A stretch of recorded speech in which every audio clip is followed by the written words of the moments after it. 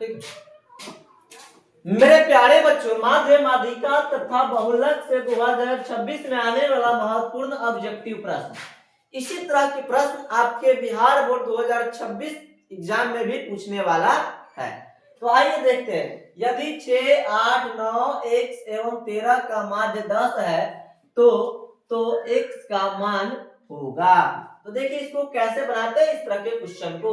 तो देखिए माध्य बराबर हमारा क्वेश्चन होता है, माध्य बराबर सूत्र होता है सभी आंकड़ों का योग। तो देखिए सभी को जोड़ देते हैं, 6 जोड़ 8 जोड़ 9 जोड़ 1 जोड़ 13 जोड़ 10। अब ये तो माध्य है, तो अवट्टा में गिन लेते हैं क्या होगा, 1 2 3 4 5, तो यहाँ पे लिख देंगे 5, और इसका माध्य है 10, यहाँ पे 10 लिख देंगे। इस सबको जोड़ेंगे मेरे प्यारे बच्चों, तो 6 8 14 14 9 14 24 3 23 23 13 23 3 26 36 अब प्लस x बट्टा में 5।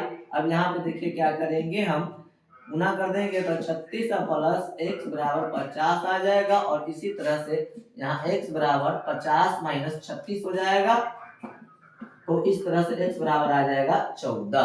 तो हमारा ऑप्शन नंबर बी सही हो जाएगा। अब हम दूसरा क्वेश्चन में चलते हैं मेरे प्यारे बच्चों कि 15 6 16 8 22 21 9 18 25 की माध्यिका क्या होगी। तो मेरे प्यारे बच्चों आप जानते हैं कि माध्यिका के लिए सबसे पहले क्या करना होता है, उसको आरोही या अवरोही क्रम में सजाना होता है, यानी कि बढ़ते क्रम में या घटते क्रम में सजाना होता है।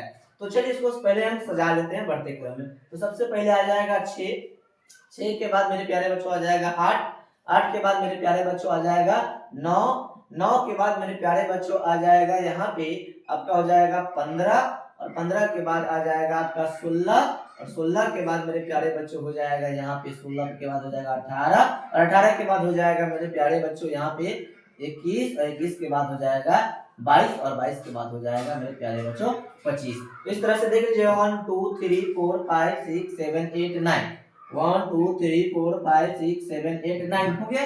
अब हम इसको क्या करेंगे, इसमें हम लोग 9 को है, तो अगर इसमें नियम होता है कि अगर n बराबर सम होता है तो इसका माध्य का सूत्र होता है n इंटू n प्लस 1/2 में चरमान का माध्य, और n बराबर अगर विषम होता है तो n प्लस 1/2 सूत्र होता है माध्यिका का। यहाँ माध्यिका बराबर हो जाएगा, माध्यिका बराबर हो जाएगा, क्योंकि यहाँ n बराबर कितना है 9 है, जो क्या है विषम है, जो क्या है विषम है, इसीलिए यहाँ पे माध्यिका बराबर हो जाएगा n प्लस 1/2 में चरमान।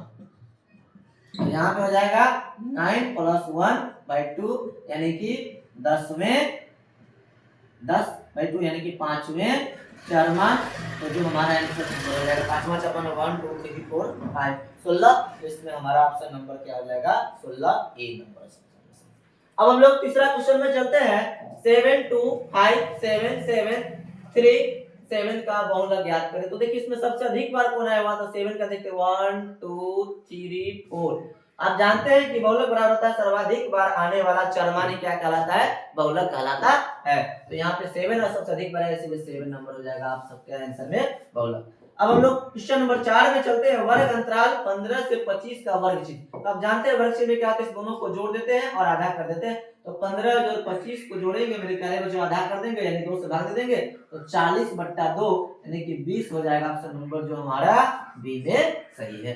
अब हमारा क्वेश्चन है 5 नंबर कि 16 का मिलान चिन्ह क्या है। मेरे प्यारे बच्चों इस तरह के क्वेश्चन अब हर साल बिहार बोर्ड पूछ रहा है, इसलिए ध्यान से देखिएगा। 16 का मिलान चिन्ह हो जाएगा, तो आप जानते हैं कि मिलान चिन्ह में क्या कहा जाता है, इस तरह से 1 2 3 4 रहता है, और इस तरह से जब हम काटते हैं तो ये 5 हो जाता है। तो इस तरह से हमारा ऑप्शन नंबर क्या हो जाएगा, देखिए 5 10 15 16, यहाँ 5 10 15 है, यहाँ भी 5, देखिए यहाँ 3 गो में काटा गया है, इसलिए ये नहीं होगा, 4 गो के बाद ऐसे काटा जाता है तब ये 5 क्या होता है। तो यहाँ पे हो जाएगा ऑप्शन नंबर हमारा जो बी में से।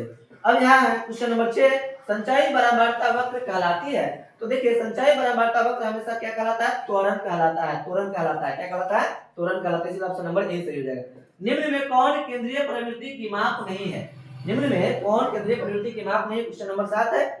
तो देखिए मेरे प्यारे बच्चों, माध्य माध्यिका तथा बहुलक केंद्रीय प्रवृत्ति की माध्य होती है।